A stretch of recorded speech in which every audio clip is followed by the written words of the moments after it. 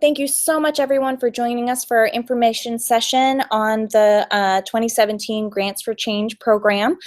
You are joined today by Phil Walsh and Andrea Berry. I'm Andrea, our Director of Communications and Engagement from Maine Initiatives. I just want to quickly walk you through our process for today.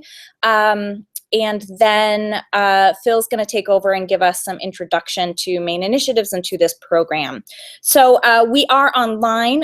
You can feel free to send us questions into the chat. The chat feature, as you've heard me say a few times now, is brand new to us, this system. So we really appreciate your patience and flexibility as we get this system up and running. If you have any technical questions, or if you have any questions and you can't get it into the chat, you can feel free to send an email to Andrea@maineinitiatives.org, and we will be consistently checking that to see if anything pops in.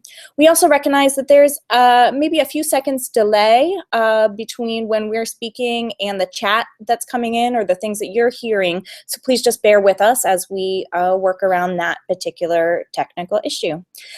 Thank you so much, and I'm going to hand things up. Actually, first I'll say, so we're going to go through some high-level information today. We're going to talk about the big picture program, about Maine Initiatives, Grants for Change. We're going to talk about the structure, and then the second half of our session today will be specifically about walking through the questions on the proposal and then making sure there's lots of time to answer your questions.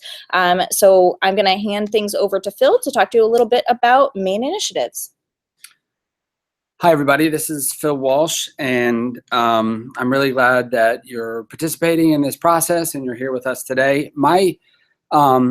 The first thing that I wanted to do in introducing the 2017 Grants for Change program is frame it a little bit in the context of who Maine Initiatives is. The Grants for Change program is our central program. It's really sort of the core programmatic piece of how we seek to pursue and achieve our mission. So I just want to take a step back and give you a sense of what that mission is and how we think about it. And the best way to do that is to tell you a little bit about who Maine Initiatives is. We are a public community-based foundation, and we refer to ourselves as a progressive public community-based foundation. Now that's a mouthful, I know, so I just want to unpack those terms. The public community-based foundation refers to the fact that we raise and pool money from individual donations from individuals in the community to make our grants. So we're a grant-making foundation, but we're different from a private foundation in the sense that we aren't sitting on a large corpus of an endowment and making grants from the 5% of that endowment, which is the IRS regulation for private foundations. We actually do an annual appeal every year, much like many of our nonprofit partners do. And we raise money and we use that money to make grants to organizations in the community that are doing what we consider to be progressive work. And the progressive aspect of our identity has two dimensions. One is related to our mission. We specifically make grants to fund and strengthen organizations that are advancing social justice, economic justice, and environmental justice here in Maine communities. But our progressive identity also refers to how we think about our work. And it gets to the essential truth that we believe that all people in Maine have a unique and indispensable contribution to make to justice and equity in our community. So we take sort of a radically democratic and radically participatory approach to our work, understanding that even though we raise money from the community, it's not only donors or wealthy donors who have important insight and contributions to make to justice and equity. It's everybody. So we view our process of raising and pooling money and then giving away that money through grants as an opportunity to engage the broadest range of individuals in our community in asking and answering the question of how do we advance racial justice and equity broadly. And in the context of our Grants for Change program, we have oriented our grant making and our participatory engagement around the specific theme of racial justice and racial equity. And so that's what we're going to be talking about today, the 2017 Grants for Change program. This is actually the second sort of installment, the second version of our modified Grants for Change program. And just as a high-level overview of the program, there are sort of four components that I want to mention that are listed here on the slide. The grant-making process of the Grants for Change program is intended to result in 10 general operating grants, or general operating grants of $25,000 given to 10 different organizations. We think about that as a grantee cohort, and those grants are paid over 3 years. And in terms of how we make the grant decisions, we are seeking to fund organizations that are working to advance racial justice and racial equity here in Maine, and we seek to identify those organizations through a radically participatory grant-making process. So we're going to talk about what that looks like today. Very quickly, I think I just went over the program logistics, but we're going to be making 10 grant awards. Each of those awards is $25,000. The grant awards will be made in November of this year, and the grant payments will be spread out over 3 years. So the grantees will receive a $10,000 payment in 2017, another $10,000 payment in 2018, and then a $5,000 payment in year 3. That grant support is for general operating money, so it's not programmatic support. The last piece that I wanted to talk about, we're going to talk about the participatory grant-making process in more depth, but before we get into that, I want to just provide some sort of definitional language about our racial justice approach. I think this is our second year doing the racial justice and racial equity theme, and when we decided, when our board decided to focus on racial justice and racial equity, the first thing they asked us to do was to figure out a definition of what that means. In order to issue an RFP around racial justice and racial equity, it was important to come up with the definition. What we said at the time was, well, we don't really know what that means, and the process of this of participatory racial justice grant making is intended to help us understand what that means, how our community understands racial justice. I thought that was a clever response. They kind of thought that was a cop-out, so they said, no, we actually need a definition. So we do have this framing definition here that should be on your screen now, and it has three dimensions that I just want to spell out for you. The first one is that racial justice and racial equity are aspirational values of our community. That means to suggest that we aspire for racial justice in our community, and we understand that that may not, we may never achieve full racial justice, but it's a continuing aspiration that is shared by our community. And on the racial equity side, we have articulated racial equity as being embodied in our community when all people are equally seen, heard, dignified, valued, respected, and supported. And on the racial justice side, we articulate racial justice as being achieved when race is not predictive of life outcomes, which we know currently it is. So those are the three elements: aspirational value of our community, racial equity, all people are equally seen, valued, and supported, and race is not predictive of life outcomes. And then real quick, we've been doing a lot of these orientations, and so we have some frequently asked questions, particularly around the racial justice piece. It's a complex set of issues and realities, both historic and contemporary. And so when we're talking to people, we get there are 5 questions here. The first 3 are all sort of variations on the theme, and these come from organizations who aren't specifically focused on racial justice in terms of their mission or even a racial justice program, and they want to know if they can apply to this grant-making program. And the way that they're asked, or the first 3 questions here, can we apply if racial justice is not the central focus of our work? Or what if we do other things other than or in addition to racial justice and racial equity? And do we need to have a specific racial justice program or a racial equity program in order to apply? These are all great questions, and the answer to the questions is sort of the summary answer is you do not need to specifically or explicitly have a racial justice program.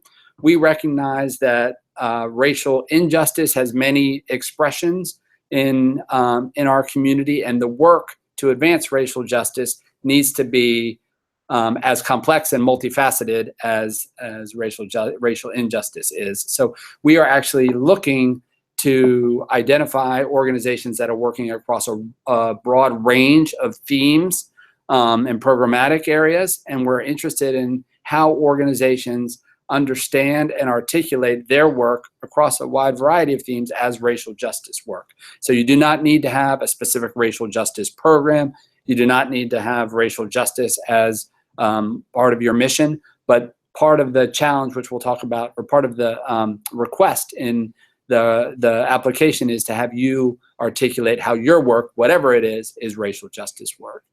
And then the next two questions are both a little more complex, but the first one is our organization is not led by people of color. Can we still apply, or do we still qualify? This is a very good question. It's one we get quite a bit. And the answer to the question is yes. And there are two things I want to say about that. Last year, when we did the first racial justice cohort, this is a participatory process. So we engaged readers and then a grant making committee in the review and the selection of the cohort.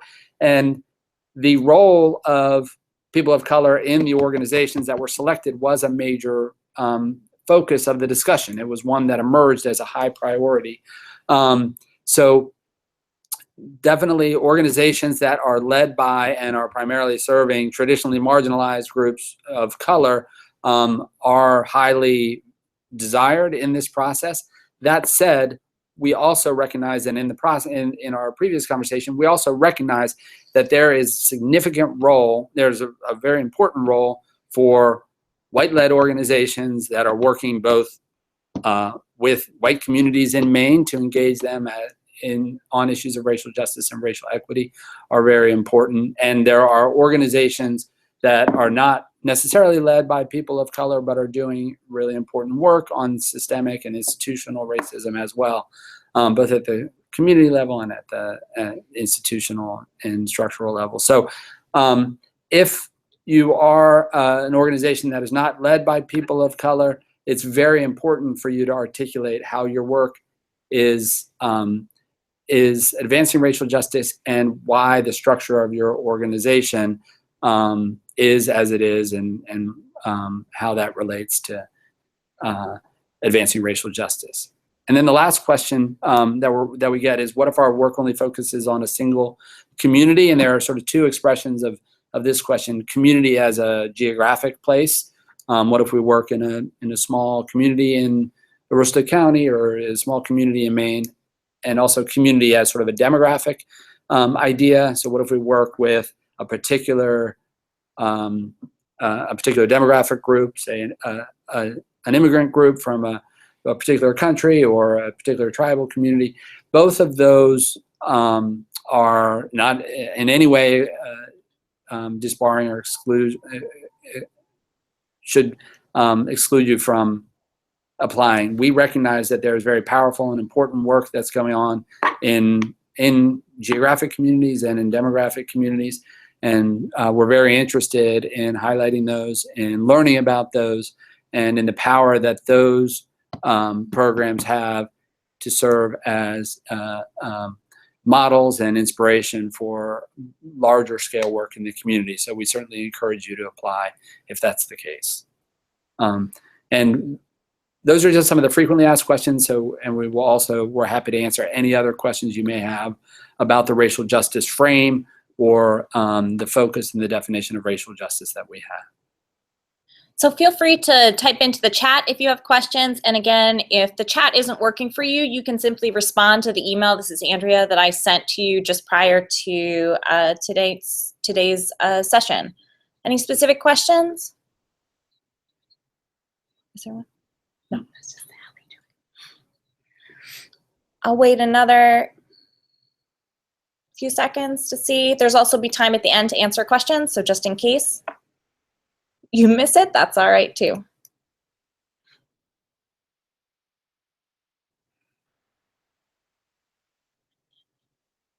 Oh.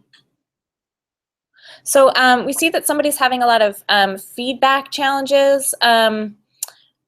I don't think that everyone is hearing that, so my best recommendation in terms of the voice quality would be to shut down your screen that has the video coming and then log back in again, or just reopen that. That would be my best recommendation there. I apologize for that. Also keep in mind this is being recorded, so if it's just not working, we can always make sure that you send that, or we send you that information afterwards. All right, so we're gonna move on and talk about the next part of this process, which is about the grantee cohort approach. And again, if you have questions, if you weren't fast enough typer, feel free to just send them in and we will address them as they come. So when we're talking about the grantee cohort, we find this to be a really important element of our work and are very much looking for organizations to apply who see value in being part of a 3-year racial justice cohort. And from our perspective, potentially in equal measure, at least to the funding that comes along with being a Grants for Change grantee, or potentially even more so. We've been very excited to have the 10 organizations from last year's cohort working together intensively in 3 areas. And I'll walk through those particular areas with you here as well. So the first being around peer learning and network convening. So the 2016 cohort, so those are the organizations who received the grants in the first round, have been coming together 4 times a year to really focus on their understanding and expertise around racial justice. So I honestly came into this process thinking, all right, we're going to be doing board training, we're going to be doing fundraising training, maybe some finance work, but all of the grantees unanimously decided that instead of those more traditional capacity building work, they really wanted to do a few things, which is meet together and learn together, learn from each other through networking and convenings, understand deeper all of their expertise in different subsets of racial justice work, and really explore ways that they can work together, that they can understand kind of this fuller picture of what racial justice means here in Maine. This also comes with specific capacity building activities. So during our meetings, we've brought in facilitators from around the country to train on specific questions that the cohorts identified. And we also look to build the grantees' capacity by visits to different grantee organizations. So for example, we'll be taking a field trip this summer up to see Mano and Mano, who's one of the grantees, to see their Blueberry Harvest School in action. We'll be working with Maine Wabanaki Reach, another grantee, to do one of their ally trainings, and those are just kind of the beginning pieces. We're very much looking to provide whatever it is that our grantees are interested in. It's very much a guided process specifically based on their wants and needs.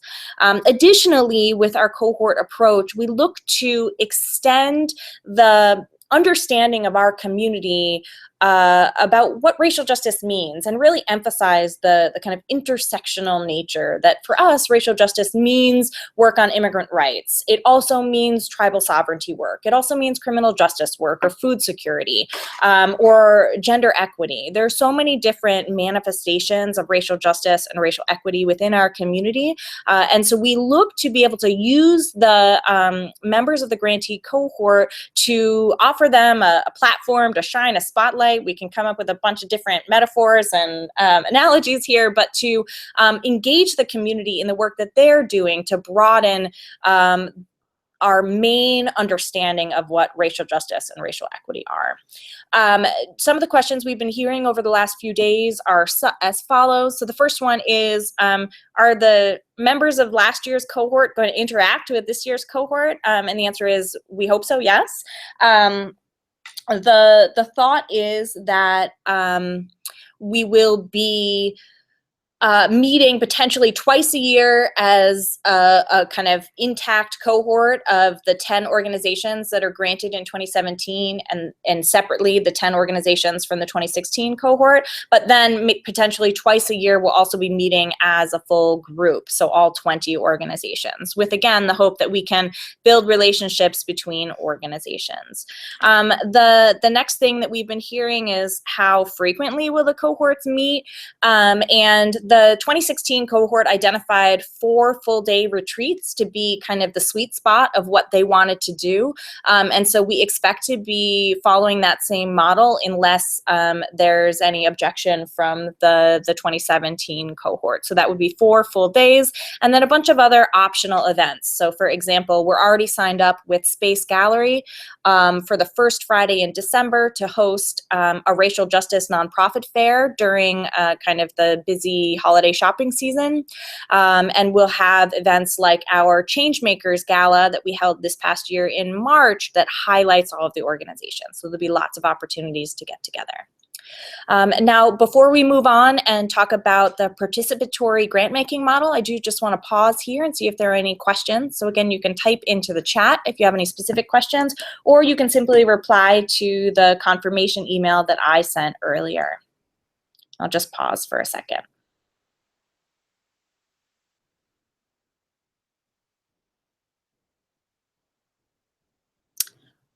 All right, well, seeing no questions, again, feel free to type in questions as they come up, but we'll move on. All right, so I'm going to talk now about the participatory grant-making process, and this is something that we pioneered last year. This is a sort of a radical new approach to our work, and as I said at the beginning, it has some programmatic expressions that are sort of central to our mission, that we're committed to transparent, participatory process, accountable, and democratic decision making. But we also see this participatory grant-making process programmatically, and that is, we are interested in engaging as many people around the state as possible in a collective conversation about racial justice. So our grant-making process is essentially a collective conversation about the following questions. What does racial justice mean? What does it look like? What does it require? And who is doing that work here in Maine? And then the last question is, what is my role? So we want people to be asking, what is my individual and what is our collective role in advancing racial justice? So our participatory grant-making process is designed to engage people actively in this process as a way of asking and answering those questions. And there are two ways that we've designed the participatory process, like 2 levels of engagement. One is as a reader. Anybody around the state can participate as a reader. And if you sign up to be a reader, it means you will be able to evaluate 3 proposals. And then there's a grant-making committee, which is a more intensive level of participation. For people who participate as readers, they will come together for a 2.5-day retreat to do a more in-depth discussion about racial justice and those questions of racial justice and equity, and then to undertake the discussion, deliberation, and decision-making about the grants. And the reason we raise this in the context of this presentation is because there are 2 things that we want you to know and to take away. First is, as applicants to this process, it's important for you to know that the decision makers in this process aren't some panel of racial justice experts. It's not even Maine Initiative's board and staff. It is the volunteers that participate in this process.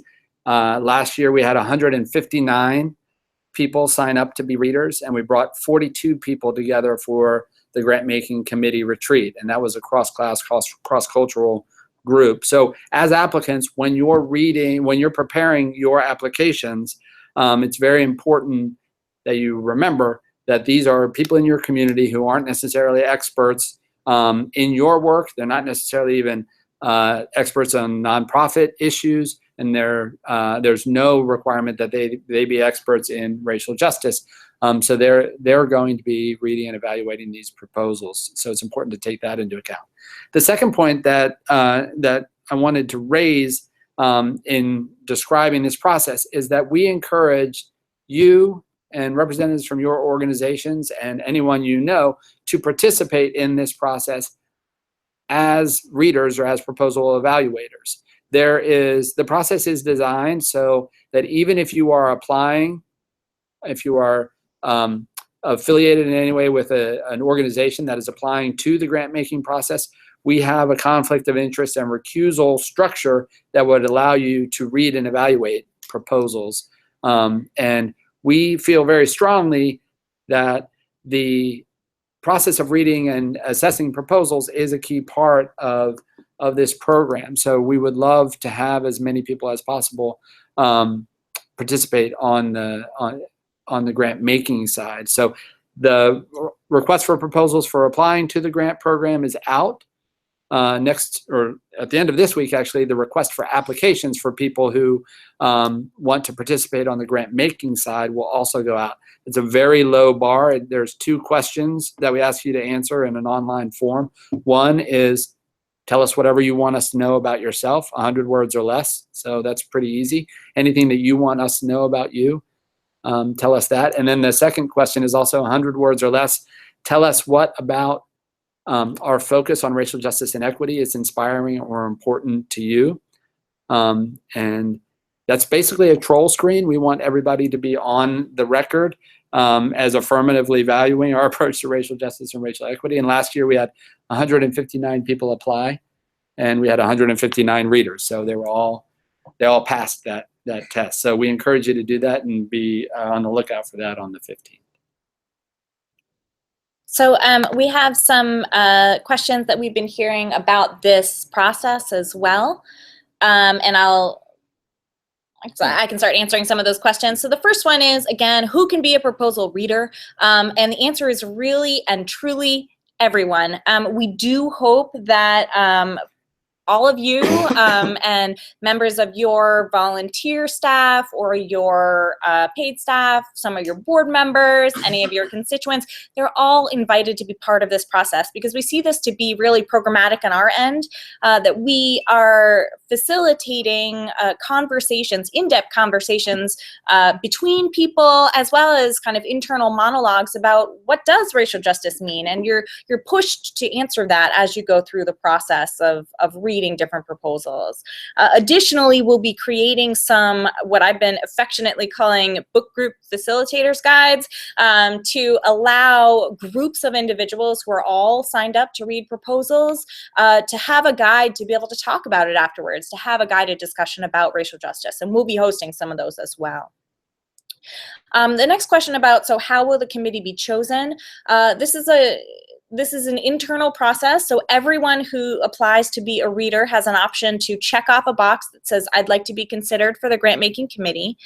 Then we as staff, along with a team of folks who participated last year on the grant making committee, who are now acting as facilitators, will be choosing what we see to be a cross-class, cross-cultural group of individuals to make the decisions about the grants using all of the reader feedback that comes in. Now, this is an that we really aim to have representing some 4 key groups.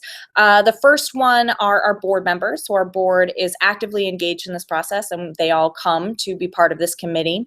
The second are grantees, and in this particular case, it will be 1 representative from each of the 2016 Grants for Change grantees will be sending a representative to participate on the grant making committee. Then some of our donors and advisors will be invited to participate as well. And then there's a group of individuals that we call the community members to make sure that we have a variety of perspectives, life experiences, skill sets, all present and involved. So we're very excited about that, and that process will take place, and you'll be notified in the end of July. The question here, what if I have a connection to an applicant organization? Again, we have a master crazy spreadsheet here in the office that we use to manage all of your conflicts. And once you apply, there'll be a training about what a conflict is, and you'll be asked to fill out a survey identifying and articulating those conflicts. And then you will not be asked to read a proposal that you have a conflict with. And last year, we did not have anyone who had a conflict with every one of the 60 organizations. So I am fairly confident in saying that we will be able to find proposals for you to read. So what if I want to be on the grant making committee, but I can't attend the retreat, which is October 19th through 21st this year? Unfortunately, to be a member of the committee, you have to be able to be present in Winter Harbor at the Schoodic Institute from October 19th to 21st. That is when the grant making committee will be meeting to make the decisions. And we don't have any flexibility around that.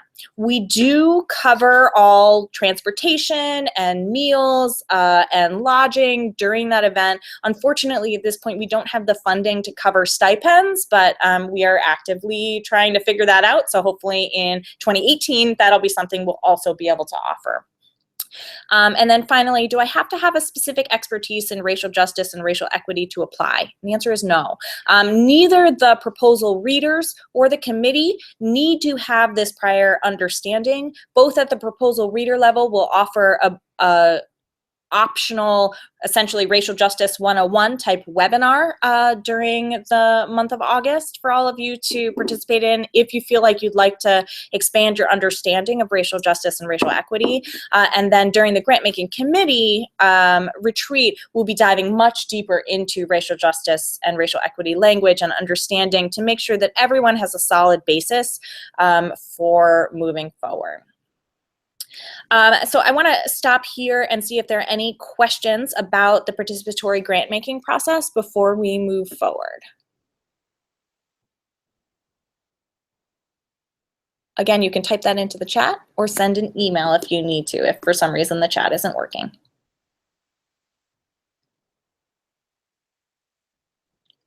Now, as I'm waiting, I will say one last thing, which is, so for most of my career before coming to Maine Initiatives, I was a grant writer and a development director, and I cannot tell you how valuable this process was for me to understand how to write a good proposal.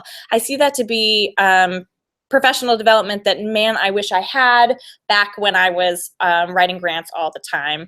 The concept of understanding how people are looking at proposals and how to compare one proposal to the next is such a valuable experience that I would definitely encourage any of you who write grants for a living to consider participating in this process as a piece of professional development.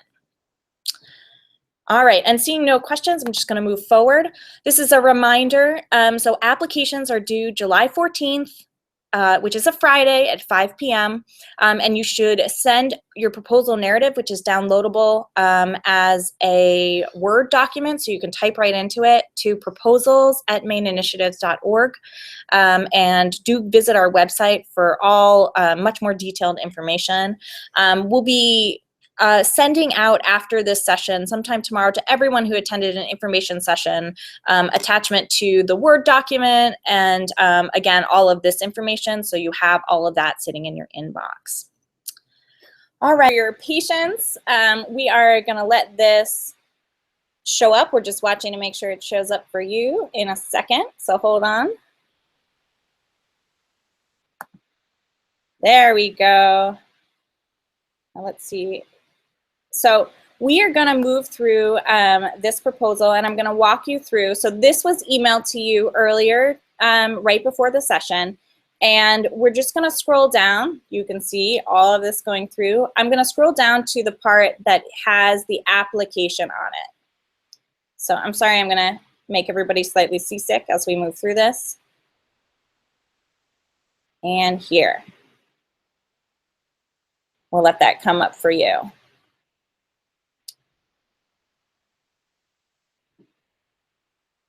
And so we're going to talk about the 6 different sections of this application very briefly. The first section here, section A, is for general information. This really is general information about your organization. I just want to call out a few questions. The first one is question number 6 here. You'll notice we have a question about paid staff and then a question about volunteer staff.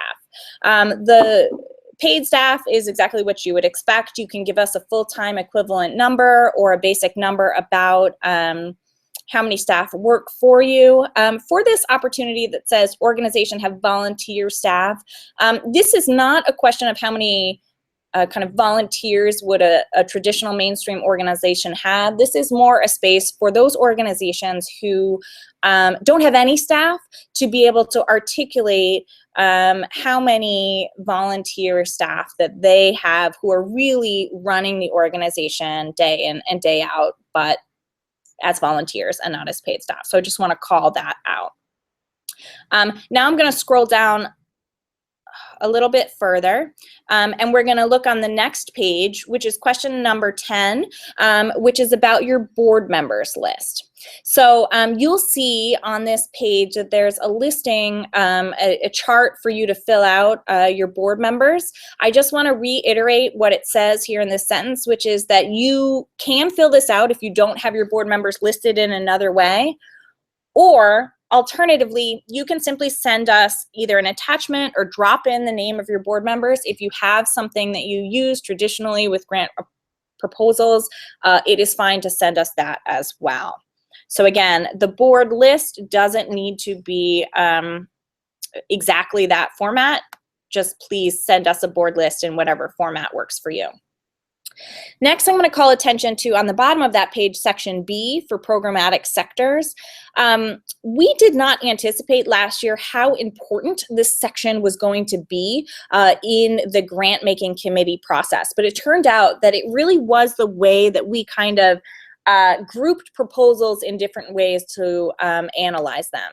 So I really want to encourage you that as you go through your application process to read this list of programmatic sectors and choose the top 3 areas that you work in that you would like to essentially be grouped with other organizations working on these topics. You do need to choose 3. If you choose 2, I will call you and have you pick a 3rd. If you choose 4, I'm going to call you and have you eliminate down to 3. And I very much encourage you as much as you can to choose groups that are, or sectors that are identified here instead of using the other space. You are welcome to submit one other, but I really encourage you, if you see something in this group, to use it.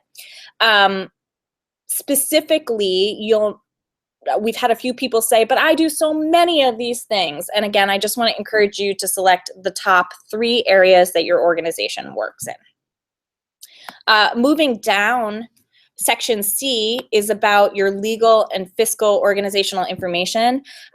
We didn't talk about the eligibility criteria, but this is really key in eligibility. You need to either have your own organizational 501c3 status, or have a fiscal sponsor, or be sponsored by one of the tribal communities. Any of those will qualify you to apply for this grant.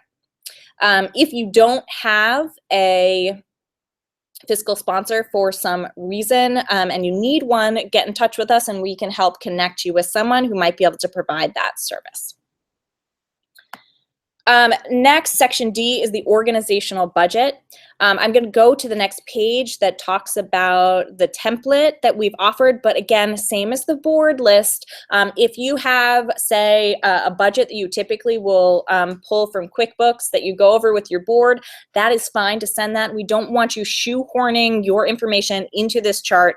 The chart that we've made available for you is just in case you didn't have a formal budget template, which we found last year a number of organizations did not. We wanted to give you some kind of format to put that in.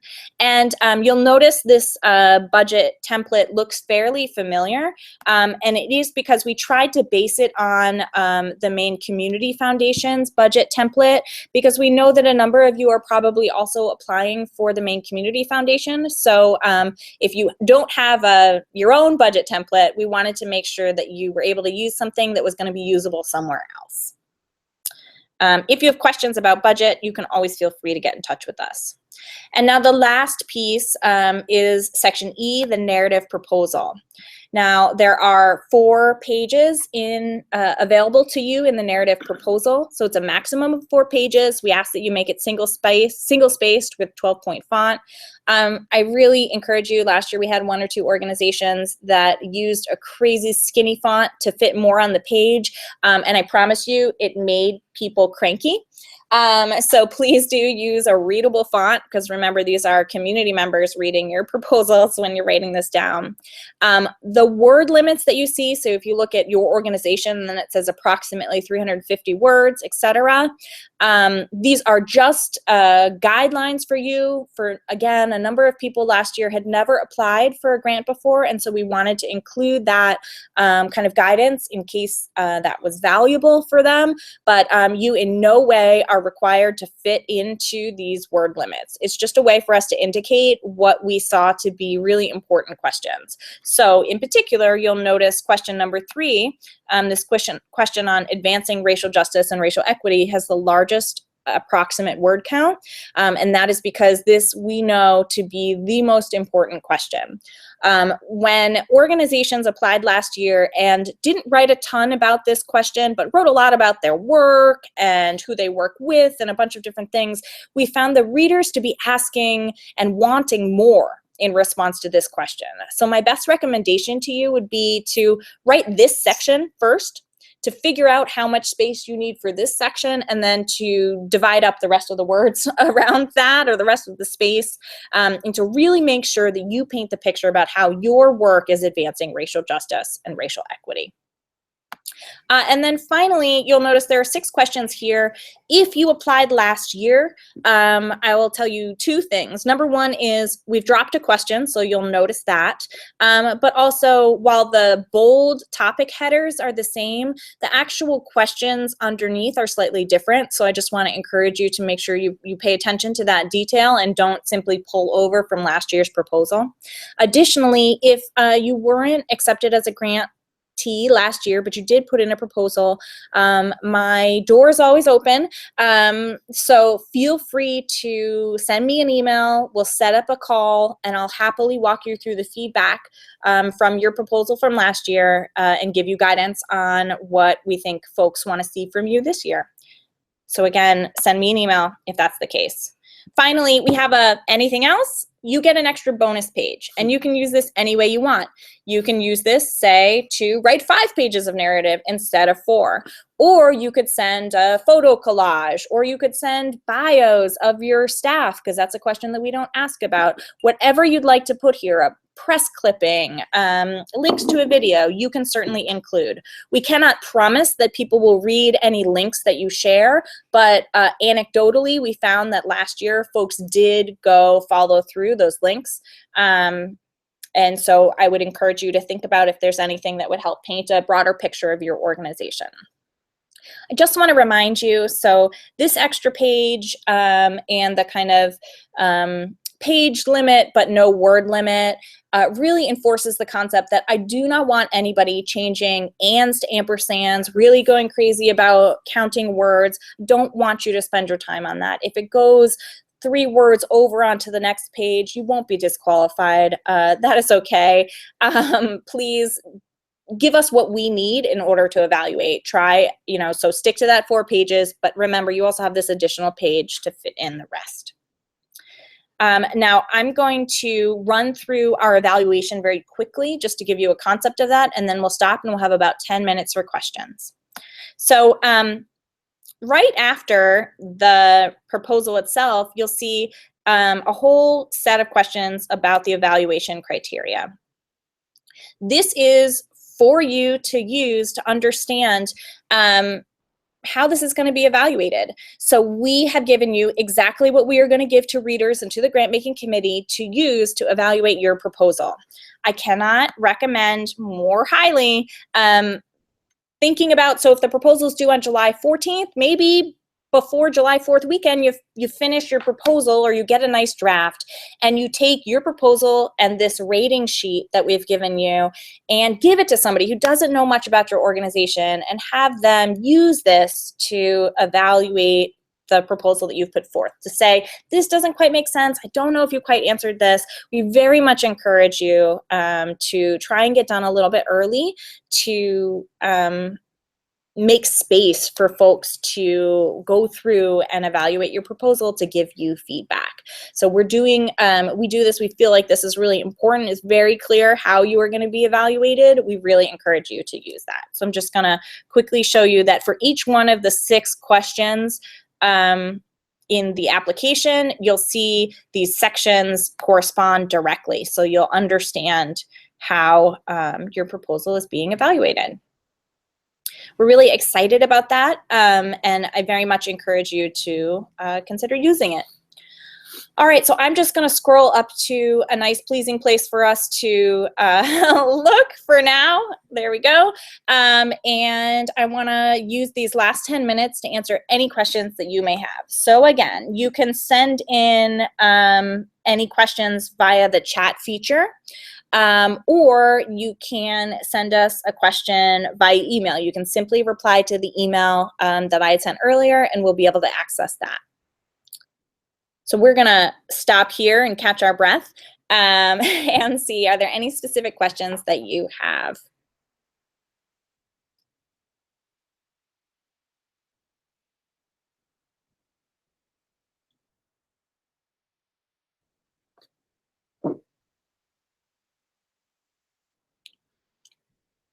While we're waiting for questions, I'll just, I want to just share a couple of things that we found out or we learned from the process last year that you might find interesting. Last year we had 159 readers participate. Each of them read 3 applications. We had 60 organizations that applied. The cohort that was selected last year is on our website, so you can see what the organizations were that was selected last year. And we view this process as iterative.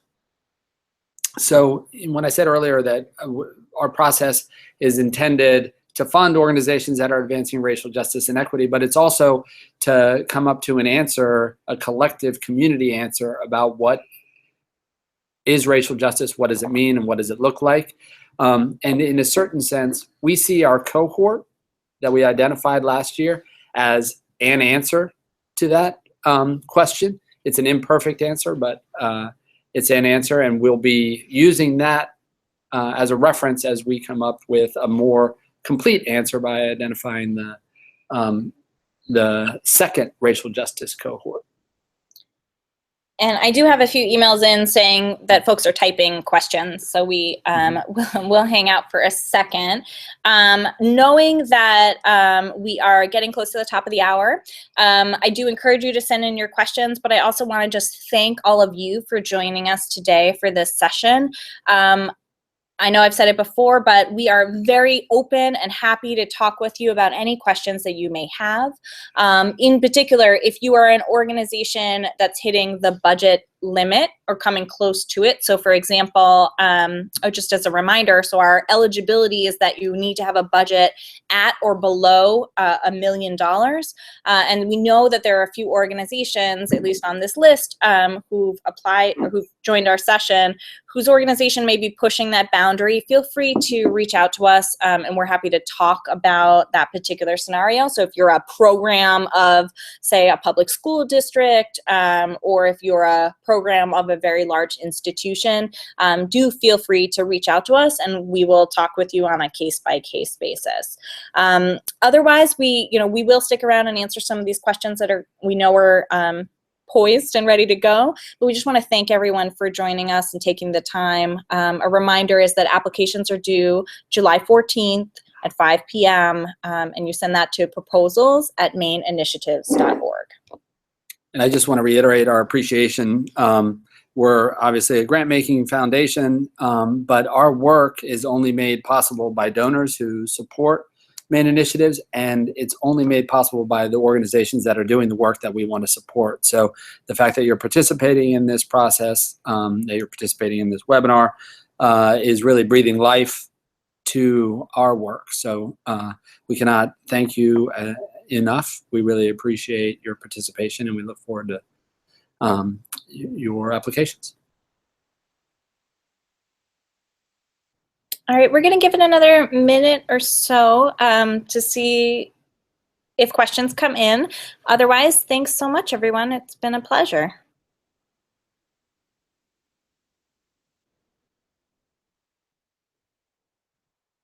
All right, here we go. So Christine is asking, so she's coming from an organization in Central Maine that would really benefit from being part of the cohort, but is all volunteer and doesn't need the money. Fascinating question, Christine. So could you apply to be part of the cohort but not get the financial support? I don't even know how to begin to think about that question, Christine. So this is what I think that's fascinating. I am going to reply to your question, and we'll find some time to talk about this offline. And I think Phil has some perspective here as well, so hold on. Yeah, but so what I would say to Christine is we would love for you to apply, and for the following reason. Part of the application process and the participatory process, having people read proposals, is we are seeking to educate ourselves and the broader community, everybody who's participating in our participatory process, about what the breadth of racial justice work looks like in our state. So if your organization, Christine, is doing something that's totally volunteer, but that is advancing racial justice and racial equity in an interesting and unique way, we would love to have you describe that for us, and for us to allow as many people as we can to learn about and to read about that work. The other thing I would say about the cohort, we have specific activities that are for the members of the cohort, and we also have activities that draw on the cohort but are open to the broader community. So in any event, we want to learn about your work so we can involve your volunteers in your organization in the activities and the community engagement activities that we do. So thank you. All right, I think that's it. Thank you so much, everyone. We really appreciate it. And again, if you have any questions, feel free to email us. It's Andrea, ANDREA, @maininitiatives.org. Thanks so much. Thank you.